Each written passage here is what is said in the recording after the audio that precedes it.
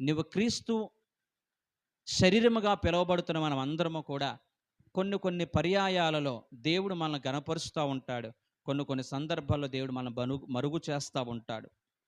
అయినప్పటికీ కూడా మనం అందరము కూడా శరీరంలో భాగస్థులమనే భావన కలిగి ఉండాలి తప్ప, నేను చెయ్య గొప్ప, నా నోరు నోరు గొప్ప, నేను బాగా ఆలోచిస్తుంది నా తల గొప్ప, లేకపోతే నేను బాగా నడవగలుగుతున్న కాలు గొప్ప, అంతేకాకుండా నేను బాడీకి కావలసిన ఆహారం సప్లై చేస్తున్నటువంటి ఉదరము గొప్ప, ఎక్కడా కూడా మాట్లాడుకోదు.